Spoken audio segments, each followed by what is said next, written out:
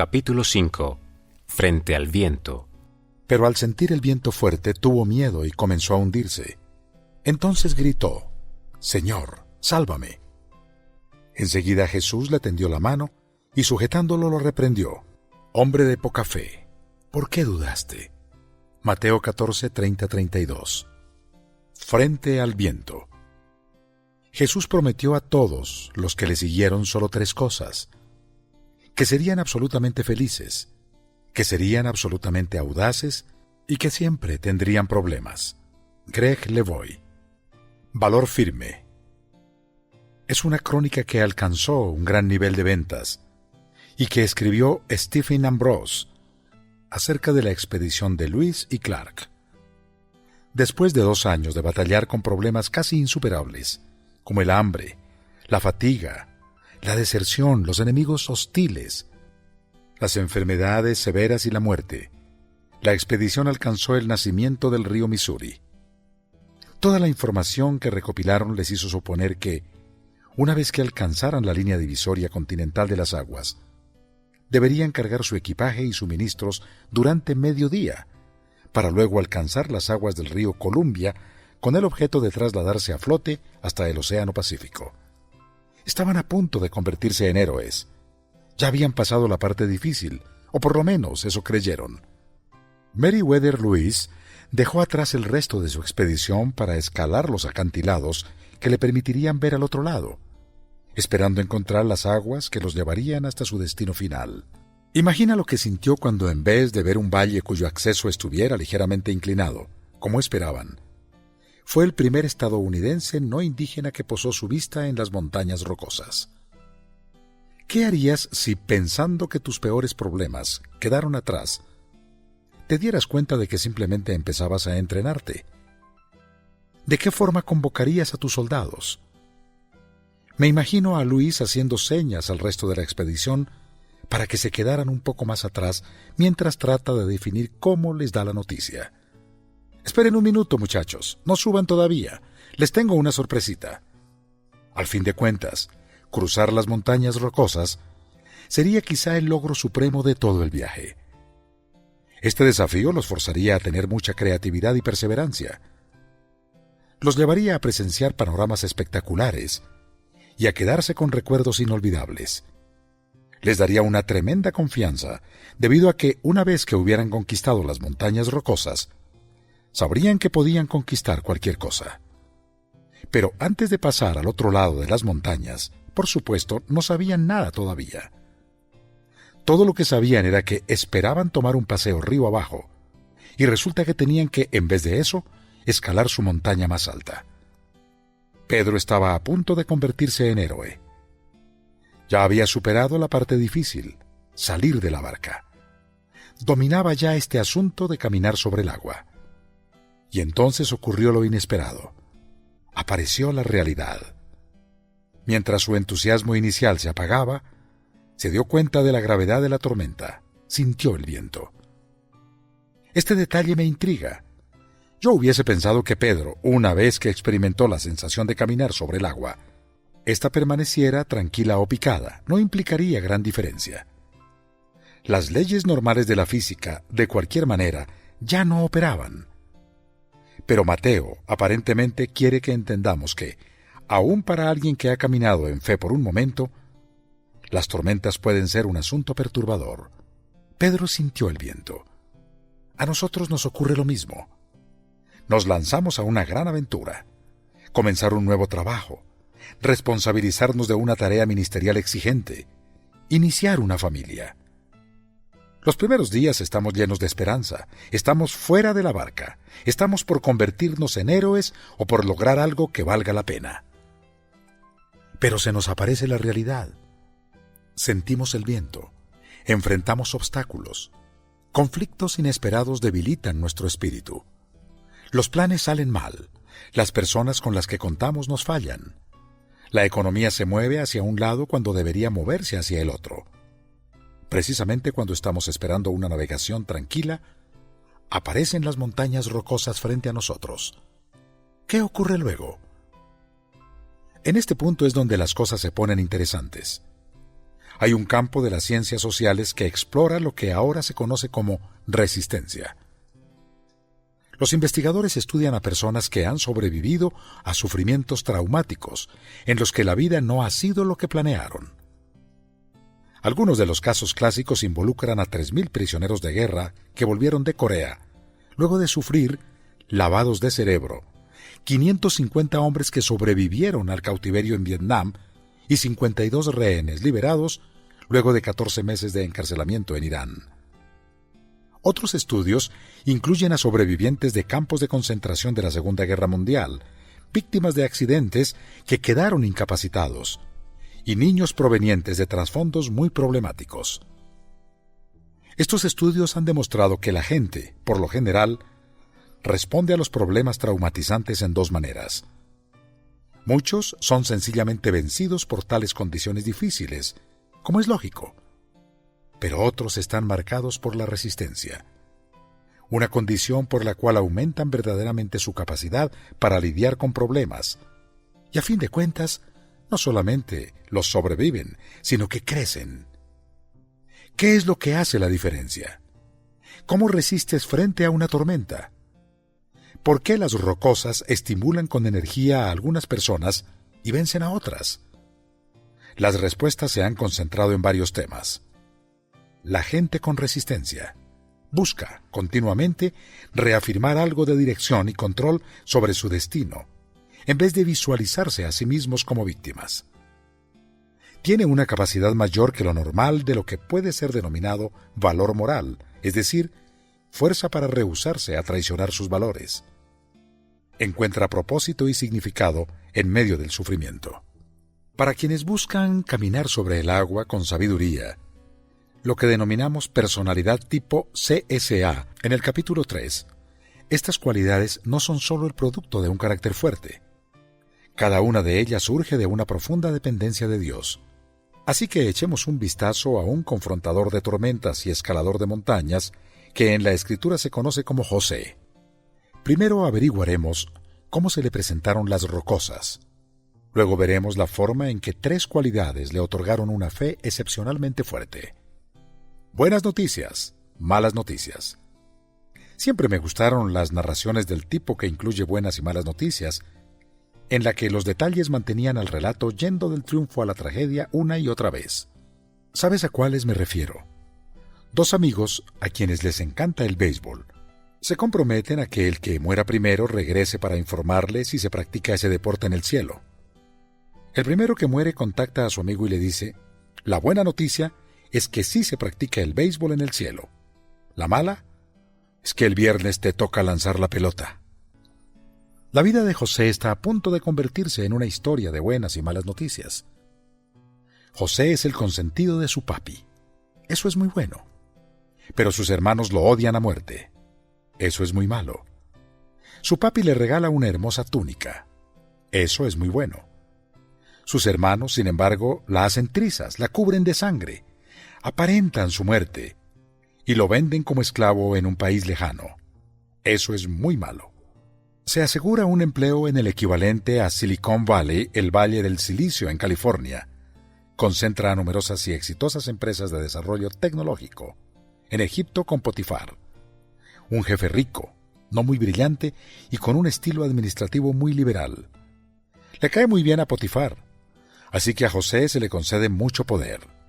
Se le da un ascenso para trabajar en la oficina principal y termina haciéndose cargo de todo. Aparece en la portada de las revistas especializadas en negocios como Forbes y Business Week. Además de todo eso, José es un hombre asombrosamente bien parecido, tipo Tom Cruise, pero más alto y más guapo. Todo esto es muy bueno. La esposa de Potifar piensa que es muy guapo y trata de seducirlo. Esto es muy malo. José se resiste, muy bueno, pero la mujer se enfurece, le miente a su esposo y hace que arresten a José. Como en Egipto no hay una buena legislación en el papiro sobre el acoso sexual, José está atrapado. Muy malo. En la prisión, José conoce al mayordomo de Faraón, interpreta un sueño que predice que al mayordomo lo dejarán salir bajo libertad condicional y que quedan de acuerdo en que éste consiga la libertad de José. Muy bueno. Pero al mayordomo se le olvida y José languidece en la prisión. Muy malo. Nos preguntamos cómo terminará esto. Lo que importa en una historia de buenas y malas noticias es la última parte. ¿Cómo concluye? Si termina con malas noticias, todo lo bueno de antes es solo una cruel farsa que provee falsas esperanzas. Si termina con buenas noticias, la historia entera queda redimida. Todas las malas noticias se ven con nueva luz, pero tenemos que ir al principio. La túnica. José vistió la túnica. Esta quería decir que él era el escogido, el hijo consentido. Significaba que jamás tenía que preguntarse si su papá lo amaba. Era la promesa de una vida encantadora. Cuando sus hermanos entraban a la casa, es posible que su papá les preguntara cómo estaban los rebaños, o si habían terminado sus faenas. Cuando José entraba a la habitación, los ojos de Jacob se iluminaban y su rostro brillaba. José era el hijo que su padre presumía. Podía quedarse acostado hasta tarde, jugar más tiempo, trabajar menos y salirse con la suya más que cualquiera de ellos. Jacob sabía qué calificaciones obtenía José en la escuela y cuál era el nombre de sus amigos. En cambio, de la vida de sus otros hijos tenía un poco borroso los detalles. En más de 100 maneras de las que la mayoría de los padres no están conscientes, pero que los hijos las pueden notar a 1 kilómetro de distancia. Jacob prácticamente transpiraba su favoritismo por José. Un día, sin embargo, este tomó una forma más concreta. Le dio a José una túnica. La palabra hebrea que describe a este vestido es incierta. Algunas traducciones la definen como una vestimenta larga con mangas. La traducción griega del Antiguo Testamento, la Septuaginta, la define como la túnica de diversos colores. Y eso es lo que se dice en otras versiones. Por eso la imaginamos así la mayoría de nosotros. José recibió un abrigo hecho a mano de la mejor y más cara marca, mientras que el resto de los muchachos recibieron su ropa de los estantes de una tienda barata, adquirida en tiempo de ofertas especiales. Uno no puede vestir a 12 muchachos en pleno crecimiento con un salario de nómada sin quitar la vista del presupuesto. Pero, si se trataba de José, el hijo de su madurez, Jacob gastaba un dineral. José vistió la túnica. Lo que hizo que la túnica fuera una cuestión explosiva en la familia no era solo su alto costo y excelente material del que estaba hecha. En esos días la vestimenta era una expresión del estatus. El púrpura estaba reservado para los reyes, era una expresión de realeza. Esta túnica marcó a José como el consentido de su papá. Fue una expresión abierta, visible y directa a la cara de crudo favoritismo. José utiliza la túnica con mucha frecuencia. Le hace sentir especial. La siente como una promesa, quizá de que jamás estará solo, de que no será meramente normal, de que siempre contará con la protección de su padre y de que se le evitarán los problemas que otros enfrentan. Pero cada vez que la usa, es un recordatorio para sus hermanos de que ellos jamás serán amados por su padre de la manera como ama a José. Cada vez que él la usa, ellos mueren internamente un poco. Esa hermosa túnica se convierte en un manto mortal para la familia. Un día sus hermanos deciden que no pueden soportarlo más. Así que le arrancan la túnica a José y lo venden como esclavo. Apenas está al pie de la montaña. Todavía no se acerca a las rocosas. Los problemas de José empiezan. Está a punto de tener un lugar de primera fila para sentir el viento de frente. Sueños poderosos. José no solo vistió la túnica, sino que también tuvo grandes sueños acerca de su destino. Los sueños en esa época eran casi siempre considerados proféticos, aunque es muy interesante que el autor no diga si los de José provenían de parte de Dios. Eran sueños impactantes acerca del futuro de José, y podrías pensar que él tuvo el sentido común como para quedarse callado. Pero no lo tuvo. Al contrario, reúne a sus hermanos que no tienen una túnica especial como la suya, que han sido heridos desesperadamente por su padre y que odian a José, y les cuenta su sueño. Si tienes parientes, imagínate que esto ocurra en tu familia. José les dice: escuchen mi sueño. En un campo de gavillas De repente se levanta la mía y se queda así, y todas las de ustedes se reúnen alrededor de la mía y se inclinan. Esto quiere decir que un día voy a gobernar sobre todos ustedes. Yo ordenaré y ustedes se someterán. Ustedes se inclinarán expresando humildemente obediencia a mi autoridad. ¿No es genial? ¿No se alegran por mí?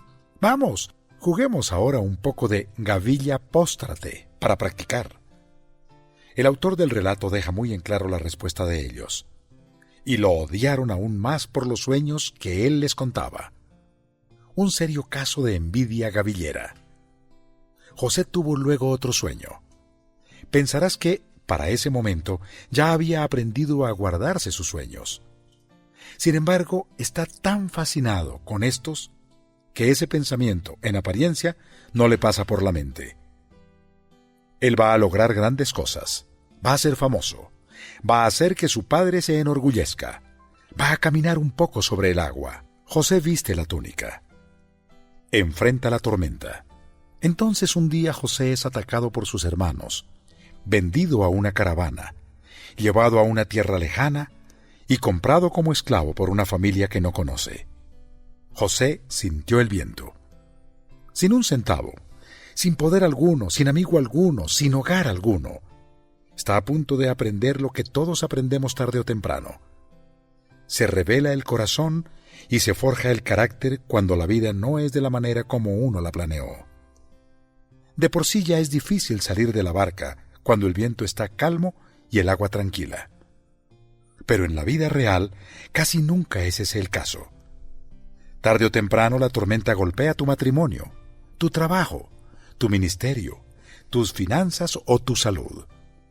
Es en ese momento de enfrentar la tormenta que descubres lo que hay dentro de ti y cuándo tienes que decidir. ¿Qué decisiones clave son las que la tormenta obliga a tomar?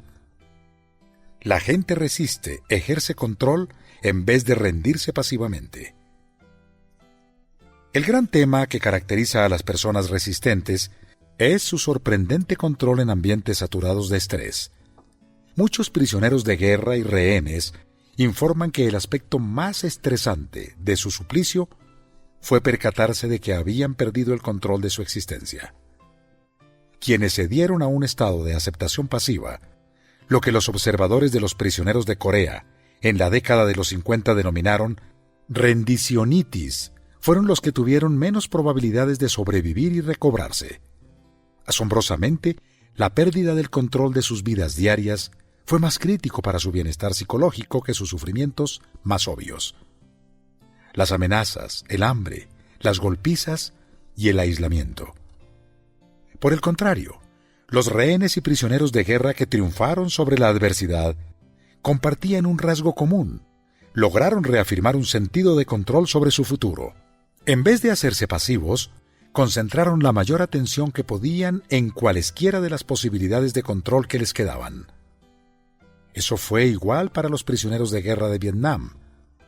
Los prisioneros se sometían a regímenes de ejercicios extenuantes, memorizaban historias o inventaban nuevos juegos. Algunos ordenaban su tiempo manteniendo cuidadosos censos de los insectos de su celda. Con mucho ingenio desafiaron las órdenes que tenían de no comunicarse entre sí. Algunos desarrollaron señales secretas para representar las letras del alfabeto, utilizando golpeteos en los muros. Uno de los prisioneros hizo uso de los movimientos de su escoba para enviar mensajes en clave. Otro los transmitía con el ruido producido al arrastrar su sandalia. De esta forma los prisioneros de guerra se animaban unos a otros y se recordaban que, aun cuando sus cuerpos estuvieran presos, sus espíritus no. José también es hecho prisionero, alejado de casa, separado de su padre, traicionado por sus propios hermanos, rodeado de extranjeros que lo compraron y lo vendieron.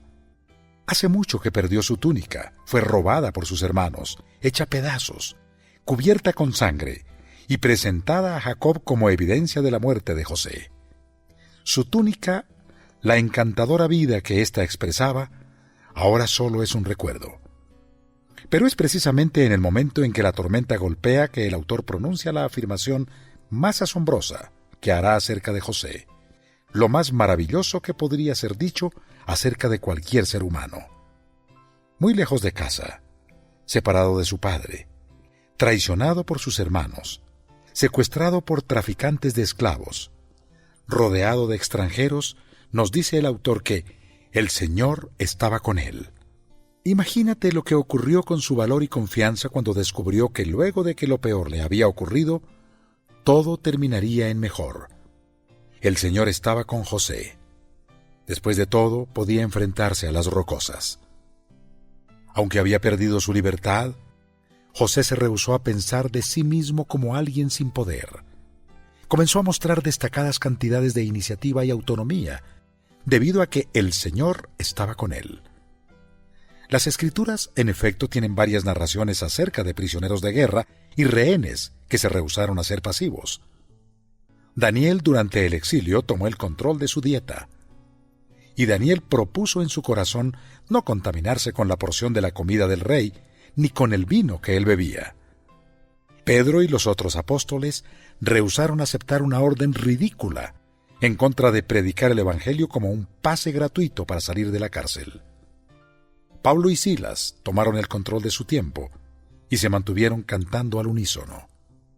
A eso de la medianoche, Pablo y Silas se pusieron a orar y a cantar himnos a Dios, y los otros presos los escuchaban, como si los presos hubieran tenido otra alternativa. Por la fe creemos que con Dios nunca somos víctimas indefensas.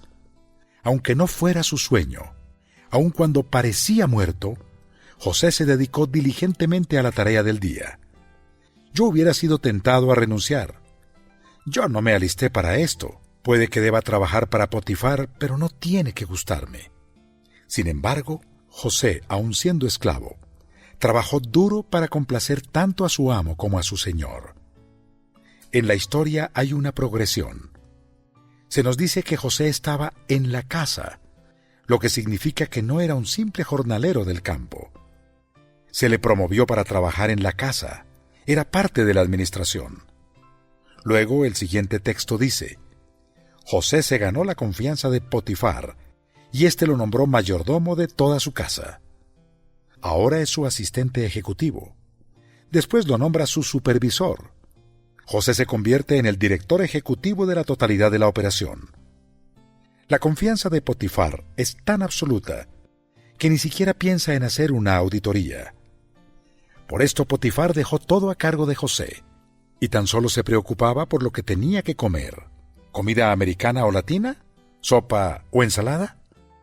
Debido a que José no se dejó vencer, puso en movimiento el desarrollo de su potencial, la profundización de su fe y su fortaleza, lo cual un día le permitiría convertirse en el líder más eficaz de Egipto y llevar a cabo el papel que Dios quiso para él en el rescate de su familia y la redención del mundo. ¿Qué habría pasado si José hubiera vivido en un espíritu de resignación pasiva? No hubiera alcanzado su destino. Siempre es más fácil darse por vencido que resistir. Siempre es más fácil detenerse a comer una rosquilla que correr otra vuelta, o salir en estampida y furioso de una habitación, en vez de quedarse y buscar resolver el conflicto. Cuando la vida no va por el camino que uno la planeó, la opción de renunciar siempre comenzará a aparecer como un dulce alivio. Este matrimonio es difícil, simplemente quiero dejarlo así. O, aun si no busco un divorcio total, me estableceré en la mediocridad, dejaré de esforzarme. Esforzarse por vivir bajo un presupuesto y honrar a Dios con el diezmo es demasiado difícil. Me dedicaré a gastar. Este empleo o ministerio no es lo que soñé. Había planeado hacer grandes cosas, jugar en una liga más grande, no tener que ser fiel en esta situación. Creo que mejor me salgo de este apuro. Alguien le preguntó a un padre de nombre Abba Anthony: ¿qué es lo que uno debe hacer para complacer a Dios? Los primeros dos consejos eran de esperarse.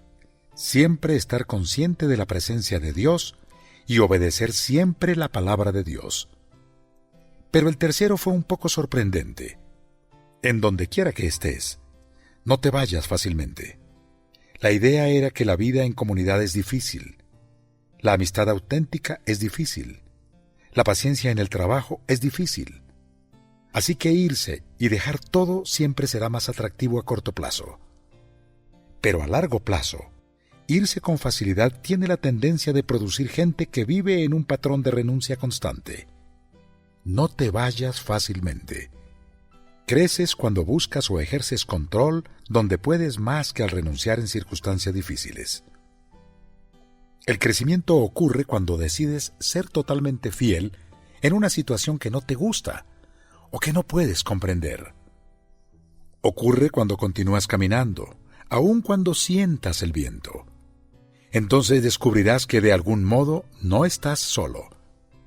Como estuvo con José, el Señor también está contigo. En todo caso, José se queda como extraño y como esclavo, pero resiste y llega hasta el nivel máximo del organigrama. Parece que las malas noticias ya debían haberse acabado. Pero entonces se encuentra con problemas de otro tipo. La esposa de Potifar empezó a echarle el ojo y le propuso: «Acuéstate conmigo», lo cual no fue ningún acercamiento discreto. Eso nos lleva a otra encrucijada. La gente resistente continúa comprometida con sus valores cuando es tentada a menospreciarlos. Ahora José debe luchar contra la tentación. Asumimos que al menos fue tentado. Aunque el texto nos dice que José era atractivo, nunca describe en realidad a la esposa de Potifar. Pudo haberse parecido a Jabba el Hutt, un horrendo personaje de la película La Guerra de las Galaxias, en cuyo caso la huida de José toma una perspectiva completamente diferente. Sin embargo, en cada una de las versiones de esta historia que le he escuchado a los predicadores, a ella se la describe un poco más en la línea de los supermodelos, quizás porque con eso se le puede sacar más jugo a la historia. En todo caso, lo que asumo es que José fue tentado en su soledad. José pudo haber pensado: ¿dónde está Dios? Estoy lejos de casa, mis hermanos me odian, estoy aislado de mi padre. Usé la túnica, pero ahora soy un esclavo y eso es todo lo que seré. Nunca tendré lo que tiene mi padre, o lo que soñé tener, o lo que merezco tener, mi propia vida, esposa, familia, propiedades y renombre. ¿Por qué no quedarme con cualquier pequeño gozo que pueda? No tengo nada que perder. Pero José dijo: no. Y se refiere a la confianza que Potifar había puesto en él y al significado de honrar la confianza. Su vida y su mundo tienen significado debido a la lealtad y por honrar el compromiso en sus relaciones. Seguir otro camino sería entrar en un mundo de oscuridad que destruiría la vida tal y como él la concebía. Este es un caso clásico de pensamiento resistente. Una de las razones por las que el público norteamericano fue cautivado con la biografía del candidato John McCain durante la campaña presidencial de 2000 fue la crónica de cómo había sido liberado por Hanoi cuando era prisionero de guerra, pero rehusó salir hasta que sus compañeros fueran también liberados. La lealtad a los valores, aun cuando implique sufrimiento, es un poderoso catalizador para la formación del carácter. La esposa de Potifar persistió, y por más que ella lo acosaba, día tras día, para que se acostara con ella y le hiciera compañía, José se mantuvo firme en su rechazo. La implicación de esto es que ella pudo haber moderado su demanda esperando que José diera el primer paso, solo un paso pequeño que traspasara la línea. Estemos juntos solo un rato, solo estemos juntos. Quiere que José esté con ella, se deleite en su atractivo y en sus halagos. Quiere burlarse de su esposo. Mientras lo hace, intercambia miradas, notas y toques llenos de promesas, hasta que tarde o temprano ambos crucen la línea final. Pero José siguió rehusándose. Finalmente, ella decide forzar el asunto. Un día, en un momento en que todo el personal de servicio se encontraba ausente, José entró en la casa para cumplir con sus responsabilidades. Entonces la mujer de Potifar lo agarró del manto y le rogó: «Acuéstate conmigo». Pero José, dejando el manto en manos de ella, salió corriendo de la casa. Hay momentos en los que la vida no es como la planeas y la tentación pone una traba fuerte sobre tu vestimenta.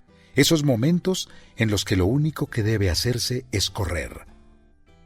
Hace algún tiempo, Estábamos cenando con unos amigos en el patio de su casa.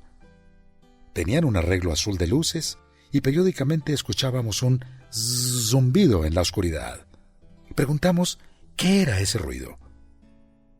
Es el sonido de los insectos golpeando el aparato eliminador de insectos. La luz los atrae. Vuelan hacia ella y se electrocutan. El sonido duró toda la noche debido a cientos y cientos de insectos.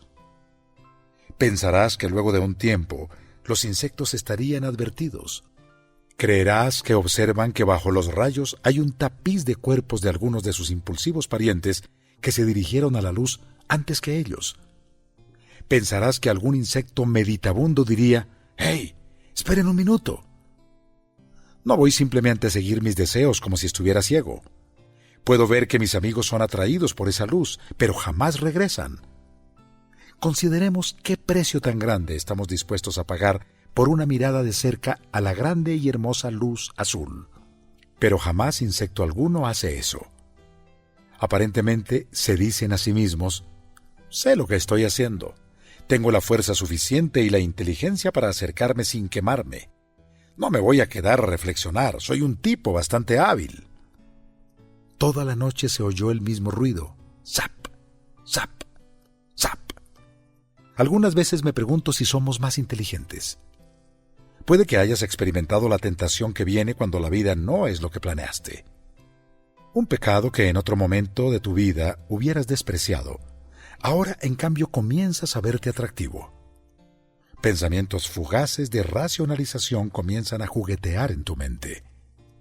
C.S. Lewis escribió en Cartas a un diablo novato que aun cuando podríamos creer que la gente es más vulnerable a la tentación en momentos en los que su nivel de energía y sus apetitos están al máximo, es en efecto cuando estamos en el valle, cuando somos golpeados por la tristeza o la desolación, que estamos en el lugar más peligroso.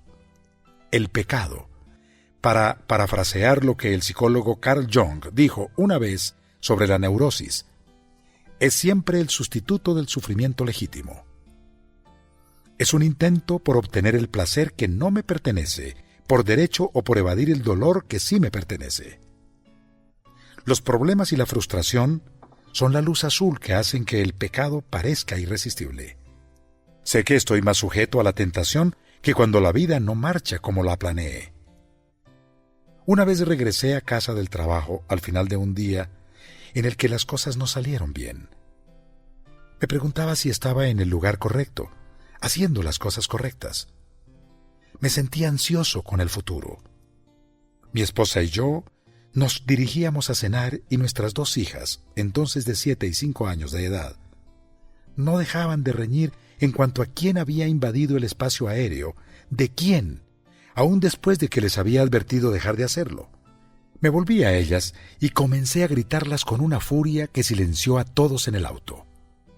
Yo sabía que la ira es dañina y que eso estaba fuera de proporción con respecto a lo que habían hecho, pero no me detuve. No quería detenerme. Me sentí con poder y con fuerza. Pero cuando terminé, vi una mirada de temor en aquellos ojitos que me anonadó.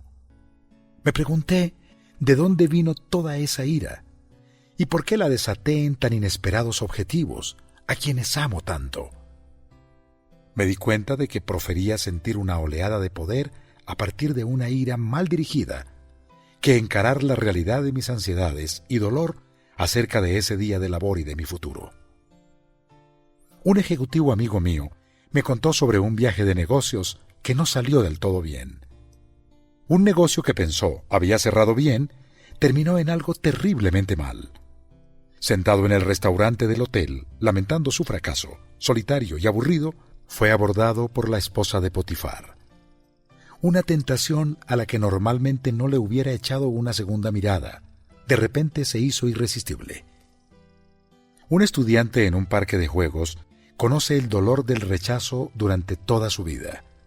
Pero un día, mágicamente es invitado al círculo cercano de aceptación y selección, pero con una condición. Debe unirse al rechazo y humillación hacia una persona menor a él en el registro social, su único amigo.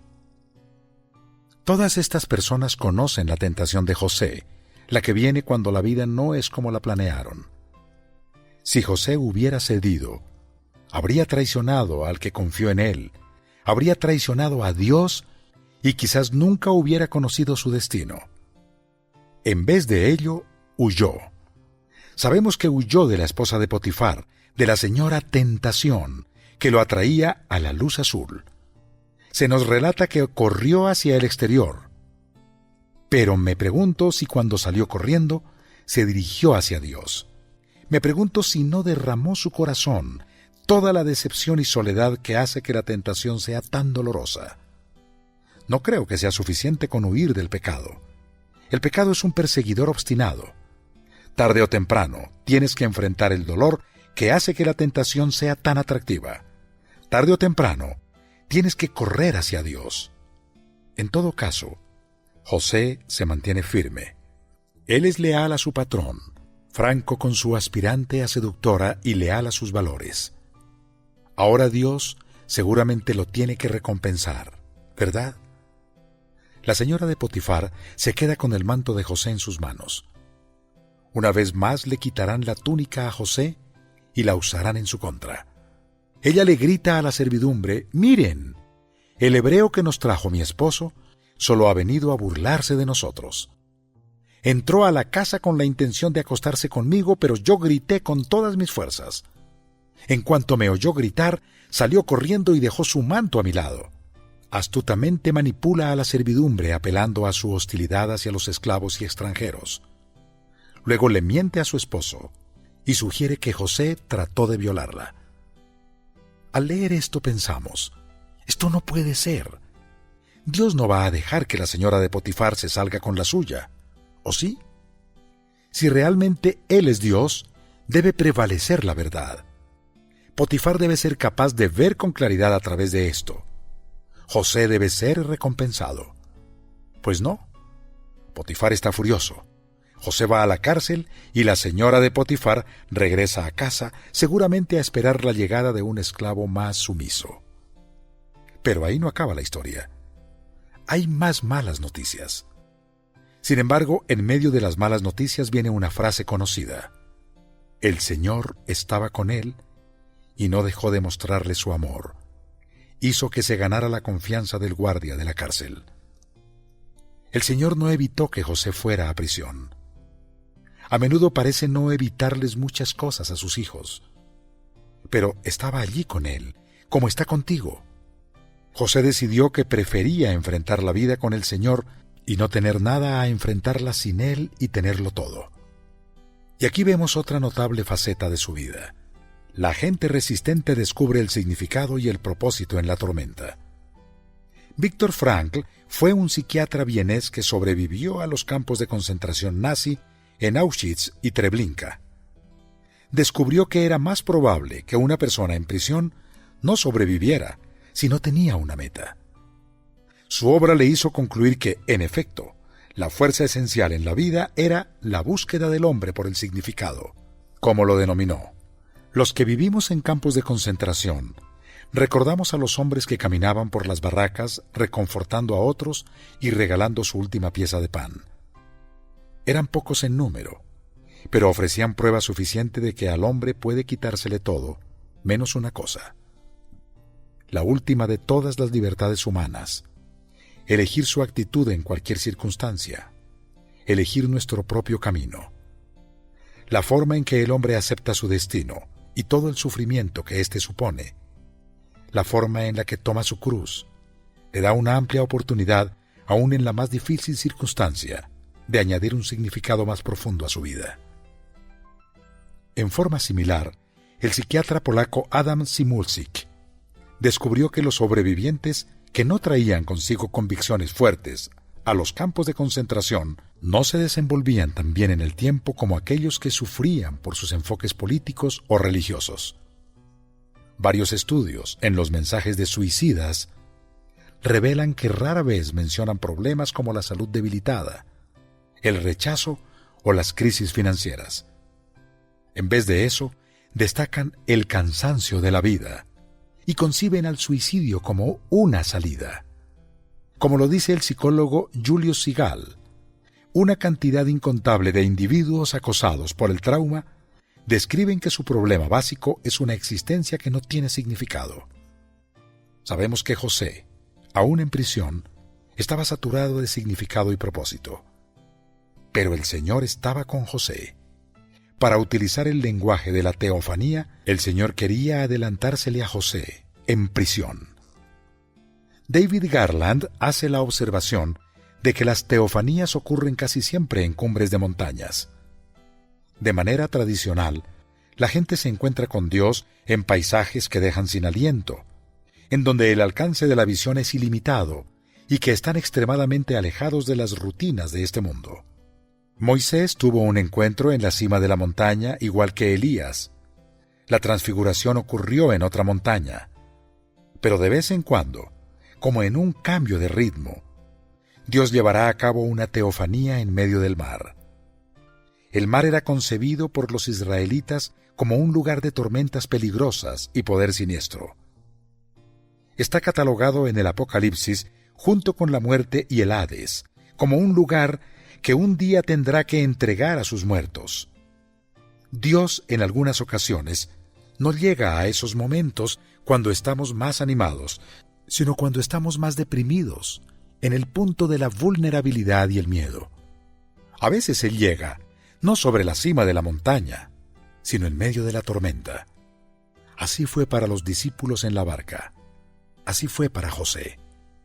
El Señor estaba con él y no dejó de mostrarle su amor. Hizo que se ganara la confianza del guardia de la cárcel, el cual puso a José a cargo de todos los prisioneros y de todo lo que allí se hacía. En la cárcel, José halló significado de una manera muy sencilla al ayudar a un par de prisioneros como él, un panadero y un mayordomo. Después que ellos pasaron una noche de sueños agitados, se nos dice que a la mañana siguiente, cuando José fue a verlos, los encontró muy preocupados, y por eso les preguntó, ¿por qué andan hoy tan cabizbajos? Este es un detalle impresionante de la historia. Hubiera sido más sencillo para José aislarse y concentrarse en su propia frustración. Cuando la vida no es lo que planeas, se te olvida que otras personas también se enfrentan a la frustración. Puede que solo pienses en tu propio dolor. Tu mundo se hace tan pequeño que tu propio dolor es el único que percibes. Esto es la muerte del corazón, la pérdida del significado. Sin embargo, José se da cuenta de que él no es el único para quien la vida no es como la planeó. Vive de la manera como Jesús viviría. A los prisioneros en desgracia les da el trato de seres humanos, los toma en cuenta, les pregunta su estado y expresa interés genuino en ellos.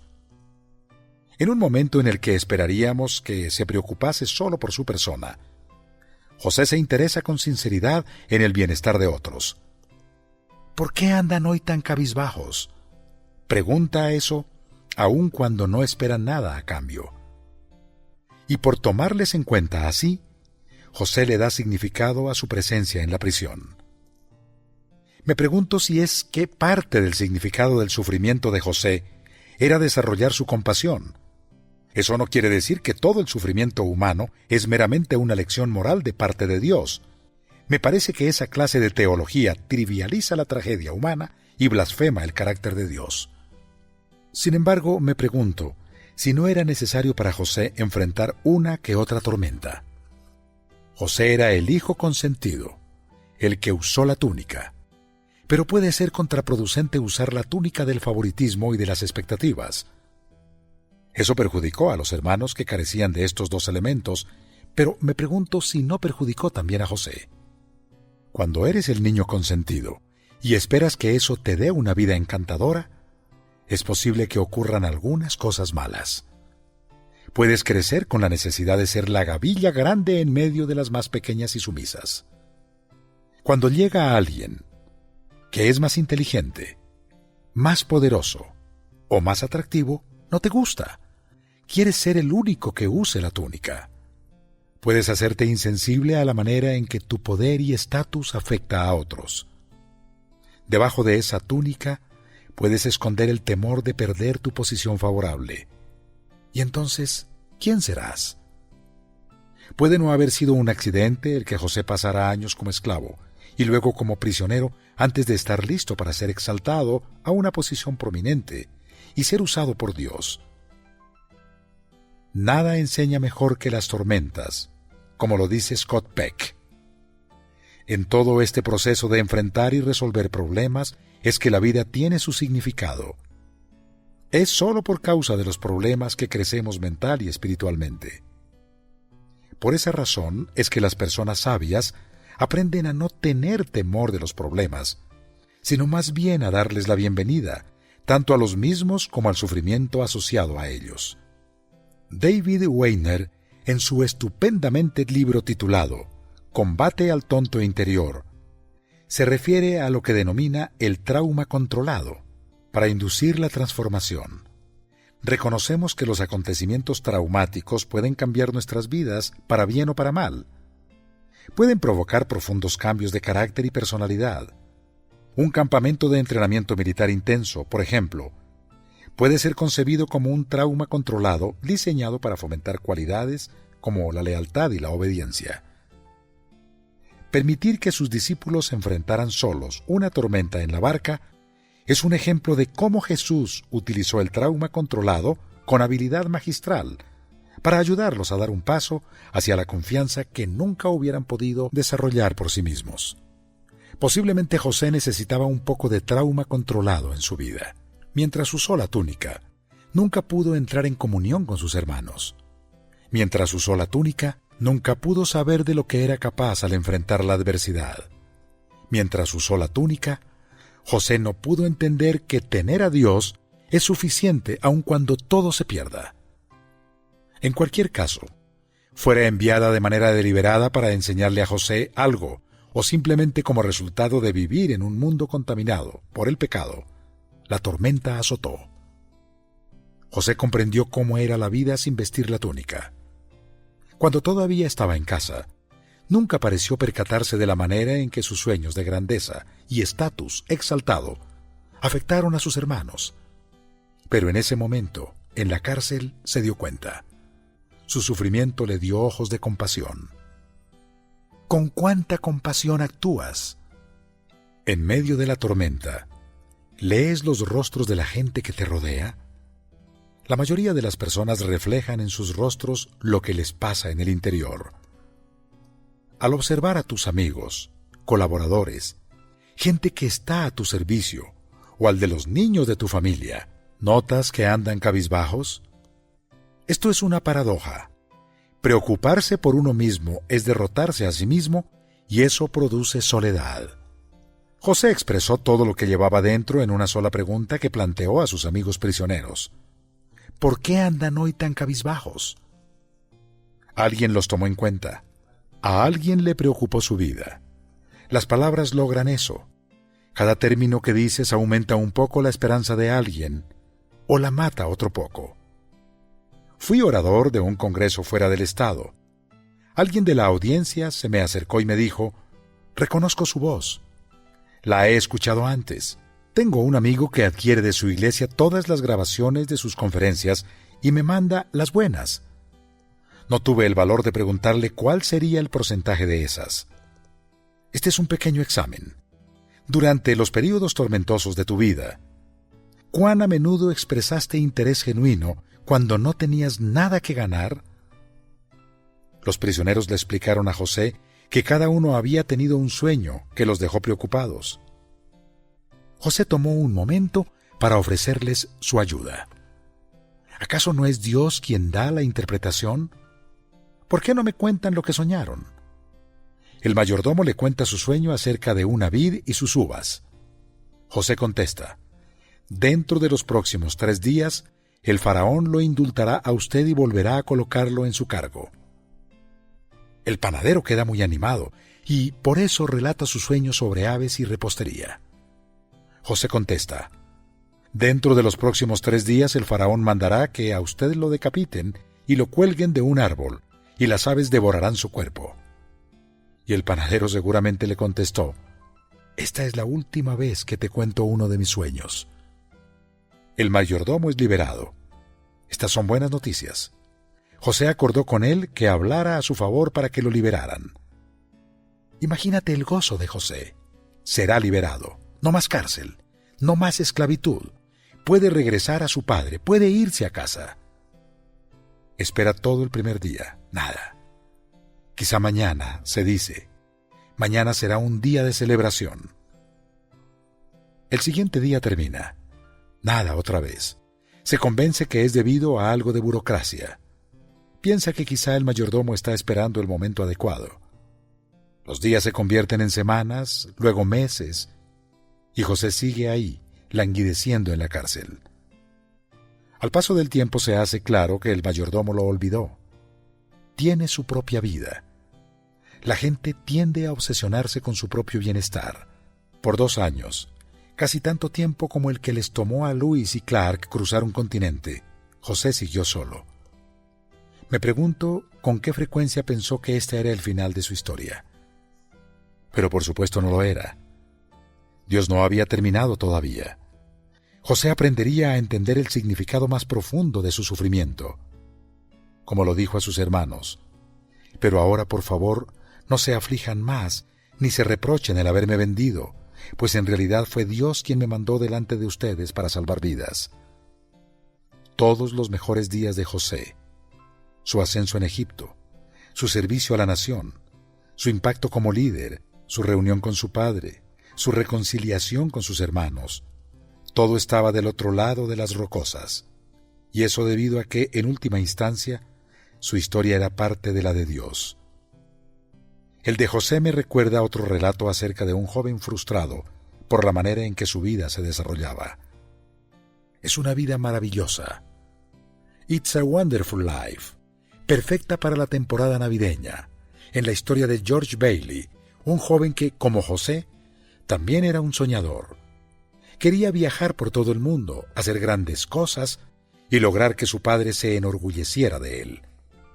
Pero ninguno de esos sueños se hicieron realidad. Terminó atrapado en un pequeño pueblo, trabajando en una compañía de ahorros y préstamos insignificante, y preguntándose si su vida tenía realmente algún valor. Él también sintió el viento.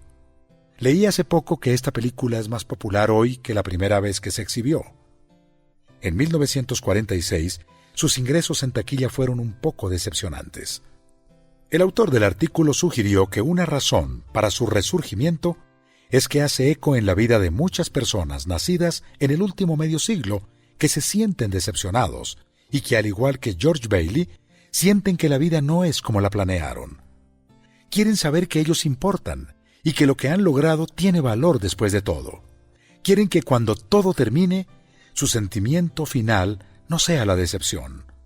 Como escribe Dallas Willard: conozco a muchos cristianos comprometidos que, a pesar de su fe, están profundamente decepcionados de la forma en la que se desarrollan sus vidas. En algunas ocasiones, esto es sencillamente una cuestión de cómo están experimentando el envejecimiento, que toman como algo que significa que ya no tienen futuro. Sin embargo, debido a las circunstancias, o a decisiones equivocadas y acciones llevadas a cabo por otros, muy a menudo no logran lo que esperaban en la vida. Con dolor tratan de descifrar qué hicieron mal o si es que Dios realmente ha estado con ellos. Mucho de la aflicción de esta gente buena viene de no poder darse cuenta de que sus vidas están delante de ellos. Dado que están llegando al final, la vida en la carne tiene poco significado. Lo que es significativo es la clase de gente en la que se han convertido. Las circunstancias y las otras personas no controlan el carácter de alguien o la vida sin fin que está delante de nosotros en el reino de Dios. Ni hermanos celosos o padres necios, ni la esposa de Potifar, ni mayordomos olvidadizos o faraones orgullosos. Hay una vida sin fin que está delante de nosotros en el reino de Dios, y es una vida maravillosa. No siempre puede creerse en esto con facilidad. Algunas ocasiones parece que las malas noticias tendrán la última palabra. Por eso no es de sorprenderse que en la historia más grande de todas, cuando al fin Dios envió a un soñador más, terminó siendo otro hombre joven, al cual las cosas parecían no haberle salido como lo había planeado. También él usó una túnica púrpura, el color que indicaba el estatus. Pero se la dieron para burlarse de él, y también le fue quitada por quienes intentaron matarlo. Las multitudes se mofaron de él. Sus amigos lo abandonaron. Pedro lo negó. Judas lo traicionó. Los soldados lo crucificaron y su cuerpo fue puesto en una tumba. Un soñador más, un hombre joven más cuya vida terminó como una decepción. Hasta que, en el tercer día, se despertó sintiéndose muy bien. Resistencia al máximo. Al tercer día, las malas noticias se acabaron para siempre. Desde ese tercer día, cualquier mala noticia que pueda venir a tu vida no tiene poder para separarte de Dios. Y es que la de este mundo es una historia de buenas y malas noticias. Espera solo a llegar al otro lado de las montañas rocosas. Sal de la barca. ¿Qué papel juegan tus conflictos en tu crecimiento? ¿Qué problemas te preocupan más actualmente? ¿Cuál de ellos equivaldría a tus montañas rocallosas? ¿Qué es exactamente lo que temes como resultado de este problema? ¿Cómo describiría tu factor de resistencia? ¿Cómo te gustaría que éste creciera? ¿De qué manera, respecto a un problema en particular, podrías trasladarte de la pasividad al ejercicio del control y la iniciativa? En momentos de problemas y estrés, ¿en qué punto te percibes más vulnerable a la tentación? Si Dios te hablara en el área de tu mayor problema actual, ¿qué te diría?